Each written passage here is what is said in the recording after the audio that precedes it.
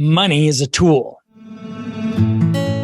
Financial literacy is a skill you can learn. My name is Dave Gallegos. I've spent the last 25 years in the mortgage industry with a front row seat to American financial habits. And what I have to offer is so much more than about mortgages.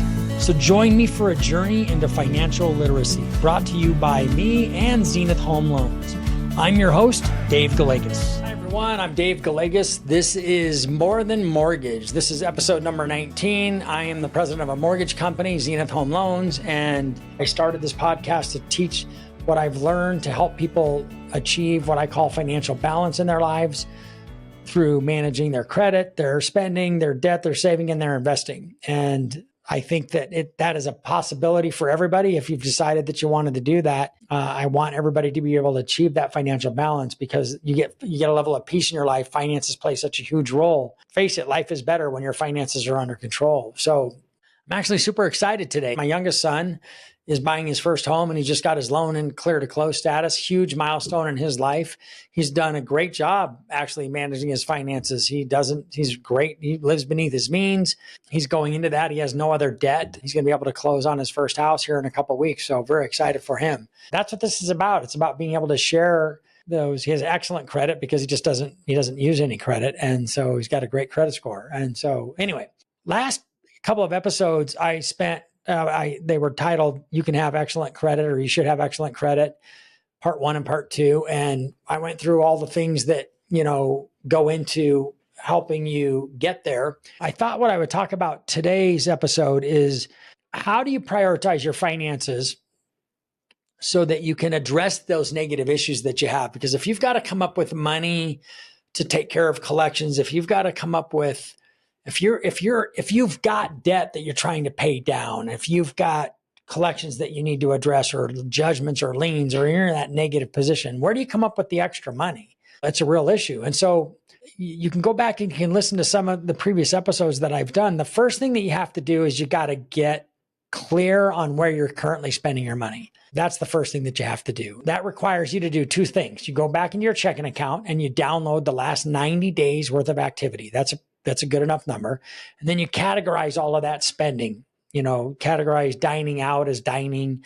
Anything as dining would be, I would categorize coffee at Starbucks and Chick-fil-A and, Red Robin and wherever you're eating out as dining. All of that would be under the dining. I would do entertainment as, Netflix, as well as concerts, as well as, and then if you're going out drinking with your friends and everything else, I would put that under dining. Just because you're drinking and eating with your friends. So I wouldn't classify that stuff as however you do it, you just be consistent. And then you just have to be honest with yourself. The same thing, your checking account, as well as all your credit cards that you use. Wherever you're spending money, you keep track of everything and you just go back and you look at where all of that is, and you got to get that under control. Because if you're carrying balances, I've established this a long time ago with this on this podcast, is if you're carrying a balance of debt on your credit card that you can't right now pay off, you live above your means. You spend more money than you make. And you got to get clear with that reality, because if you don't, you're always going to struggle. It's sad, and it doesn't have to be that way. But we've seen too many consumers who they come to us and they want to buy a house and they're carrying all these credit card debts. And I was like, well, do you want to pay off those credit cards? Like, no, I'm good. I'm like, no, you're not. You're not good. You should pay off those credit card balances. And you're paying, crazy interest rates right now. And even, the Fed's getting ready to lower interest rates. That should improve credit card rates a little bit, but you're still going to be in the high teens, low 20s you're paying interest of 18 to 20%, 18 to 22% on a credit card. That's insane. The current outstanding credit card balances in this country is like well over $1.2 trillion. It's never been higher. So what do you do? Like, how do you come up with extra money to start to deal with all of those things? Because you got to deal with them. First, you got to see where you're spending your money, and you got to figure out where you can cut back. I mean, you're going to have to cut back. If you're eating out for lunch every day on your job, you're spending $12 to $20 a day on dining out, where for $12 to $20, you could eat all week. And I can go out to eat every day if I wanted to. I bring my lunch most days, unless I have a lunch appointment. I bring my lunch to work every day.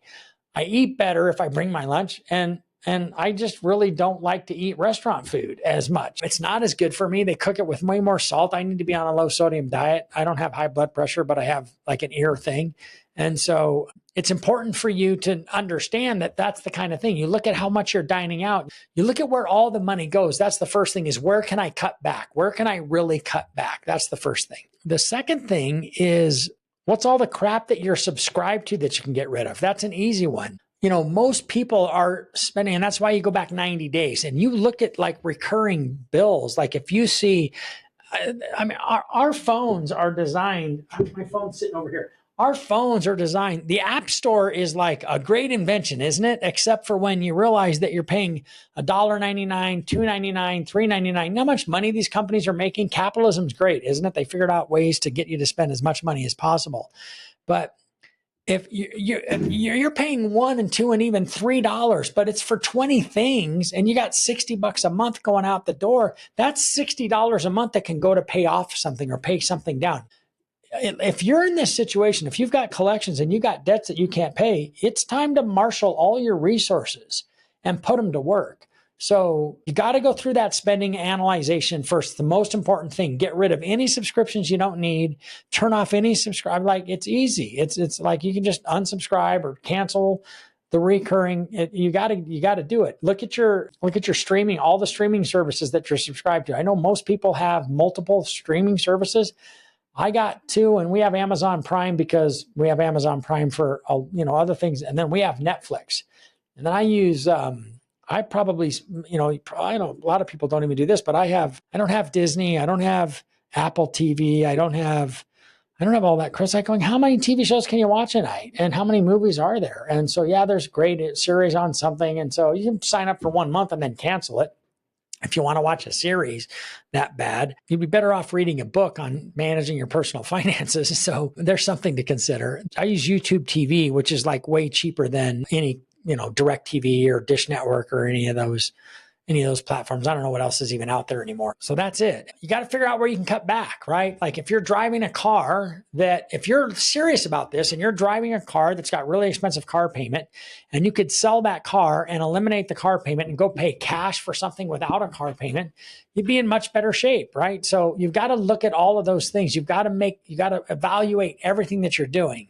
My recommendation is to use a spreadsheet, put all your debt on it. So go look at all your debt, categorize it, credit card, separate. Like if you have a mortgage now, separate your mortgage, because that's a real estate debt. That's you borrowed money against an appreciating asset.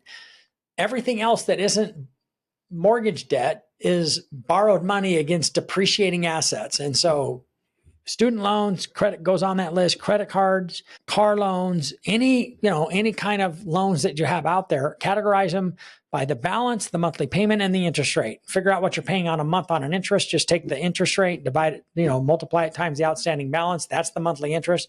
And just figure out which one it makes sense to attack first.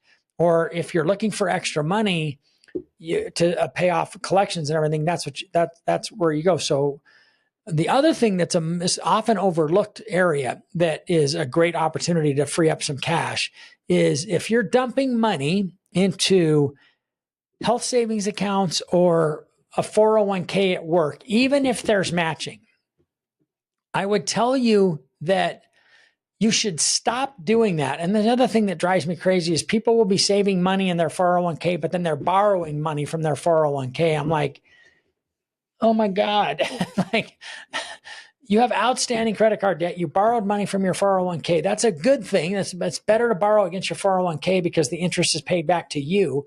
But if you're borrowing money, you're spending more money than you make, and you got to stop. That's the first thing that you got to address is you got to stop doing that. But let's assume that you're not doing that. If you're putting money every month in your 401k and you've got an 18% credit card bill that is charging you, you're not making 18% on your 401k. Stop putting money into the 401k. Yes, I said stop doing it until you get rid of that debt. The debt's a killer. And until you get rid of the debt is always going to hold you back. Until you get rid of that collection, it's always going to hold you back. So stop that, but reallocate those resources. Don't make the mistake of having some extra money in your account and turning around and going and buying something else that you can't afford, or going on a trip because you want to splurge on yourself. And then start looking. So where else do you come up with money? Sell crap, right? I just recently sold a snowblower. We moved into a house with a much bigger driveway 11 years ago. And on our old house, we had a north-facing driveway. So I had this Mac Daddy snowblower. This is a true story. Nice. I can't remember what the brand name was, but it was all-wheel, it was power drive, and it was a big thing. It was like $1,200 for a new this snowblower cost $1,200 new. And I made the mistake of not emptying the gas out of it after I moved into the new house, because my house is so big that somebody plows my driveway. I can afford that. So I don't carry credit card debt. So I haven't used that snowblower since we moved. Actually, I used it once and I was like, man, I'm not going to have time to snowplow my driveway. And so, because it would take me hours, because it's big. So I just recently sold that on Facebook Marketplace, and it doesn't start, but I sold it for $150. If you need money to pay off debt, sell crap and pay off the debt. Like, you have crap laying around, everybody does, that they're not using anymore, because we all do this. I mean, we are a consuming society, and that means all of us consumers, and we buy and buy and buy. You never leave your house with stuff. You always leave your house empty-handed, and you come back with bags of crap, and that's how you end up with so much crap when you have to move. So quit buying shit and start selling stuff, and get rid of all your things, so that again, this is marshal all your resources, right? So there's something that you can do. So now we're on to, well, what else can I do? It's like, well, you can get a part-time job, right? If you really need to do this, then go and get some part-time work outside your normal work hours. Could you work on the weekends? Could you, work a shift at a store somewhere? Could you work? I mean, there's any number of things. I'm an advocate of you going out and trying to hustle side gigs, but as long as you're not having to spend money to hustle them, right? So if you don't get sucked into some side gig scheme where you have to give somebody $500 to learn how to be in their side gig, figure it out. But your goal here is to eliminate your debt and get rid of your collections and do everything else. So part-time work and side gigs. The other thing is, well, I don't want to get into it now because I have a whole other list of things that we can talk about. What other things can you do to increase your income and increase their earnings? I have a whole series I want to do on our next episode 20, where episode 20, that's a big one coming up. Episode 20, we're going to talk about what are some of the long-term philosophies as it relates to your ability to increase your earnings and increase your income potential. But stay focused on this. I've talked about this stuff before. I was driving by a high school the other day, and the high school kids were walking to school, and it was clear that everybody stops at Starbucks on the way to school, because everybody's got one of their big Mac Daddy, the venti clear cups. They're drinking iced coffees, the big venti cups. And those are $5 to $10, aren't they? I mean, I don't know how much a venti coffee, if it's like whatever, caramel macchiato, whatever. This crap adds up fast, people. And you've got to that's why that spending analysis is probably the biggest opportunity that you have to make a difference and to figure out where are you going to come up with the resources? So it's analyze your spending and figure out where you can cut back. What can you unsubscribe from? What can you get rid of? And then what are the other resources that you can marshal? What other crap can you sell? And then what other work can you do? Like, if you have a skill, like if there's some work that you can do for other people, if you're working a profession that you have a skill that you can do side work on, like if you're in a construction trade and you know how, like if you could be a handyman, man, people are dying to pay people. I'm just texting my wife today. We need a handyman to do some work on a property that we own. If you can do stuff like, there's all kinds of ways that you can earn extra money. And the question is, where do you want to be a year from now? Do you want to be in the same position that you're in, or do you want to have all that debt gone and all your collections, and you want your credit sparkling? Because you can have an excellent credit score. You just got to have to do the work. You have to commit to the process. And you got to really, the spending, cutting back on the spending is the biggest thing.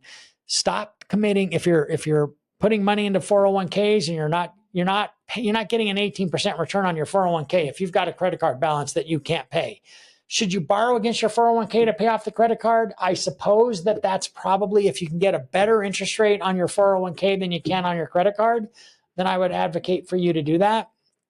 But you got to commit the resources to getting rid of the 401k loan. You just have another debt, and you're paying yourself the interest, but you still want to get rid of that debt as soon as possible because you still have a monthly payment and you want to get rid of those monthly obligations as much as you can.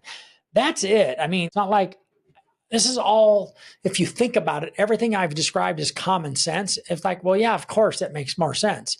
So it isn't like it's a secret. You can figure this stuff out. Buy used stuff. Instead of buying things that are new, buy things that are used. If you were like buying a book on Amazon, I do this all the time now. I didn't realize what a savings there is. If I want to buy a new book, because I read a ton of books, if I want to buy a new book, I can see like, you can buy this used. It's just going to take you a little bit longer to get it. It's like, okay. I mean, you can go from paying $20 for a book to paying $7 for a book. It's like, it's $13. I don't need $13. I hate wasting money. And if you start thinking like that, this is how most wealthy people think. Wealthy people don't spend everything that they make. They spend money on things. I just told you that, yeah, I pay for a guy to plow my driveway when it snows because I don't want to shovel it. I also pay somebody to cut my lawn because I don't want to cut it. I can afford to do that, and I don't have any non-mortgage debt. That's it. And so that's how I want to live my life. That's how you should want to live your life.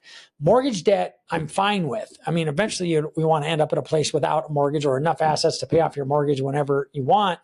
But that's a debt on an appreciating asset. It's completely different than debt on anything else. Cars, boats, snowmobiles. Like if you have loans on things like that, and I know it's like, oh, well, I can't live without my snowmobile. Yeah, you can. You can rent a snowmobile. And so just get rid of it. You don't need it. Sell it. Get rid of the loan payment. It's those kinds of things. And so I'm kind of sounding like I'm pleading with you because I hate when I see people suffer when it comes to their finances. I hate the toll that it takes on their family and on themselves emotionally, psychologically, physically. It can wear you down, and I know what it feels like. So what's exciting is you're in control of this. You can have excellent credit. You can get rid of this debt. It just takes some time and some effort. On the next episode, I'm going to go in a little bit deeper and really spend some time on what can you do to increase your income. That should be something that you would appreciate hearing about. Like, what are the things that you can do? How do you get better at your talent? And it's going to be fun to talk. It's going to be a fun episode. So be sure to tune in to that one. This is episode 19. I'm Dave Gallegos. This is More Than Mortgage. If you ever want to talk to us about what you should do to be able to get yourself into a mortgage, then we would love to do that for you here at Zenith Home Loans. That's it for today. Thanks, everybody. Enjoy the rest of your day. Thank you for listening to More Than Mortgage with Dave Gallegos, brought to you by Zenith Home Loans. If you enjoyed this episode, please subscribe anywhere you find podcasts and share this episode with a colleague who would also find value.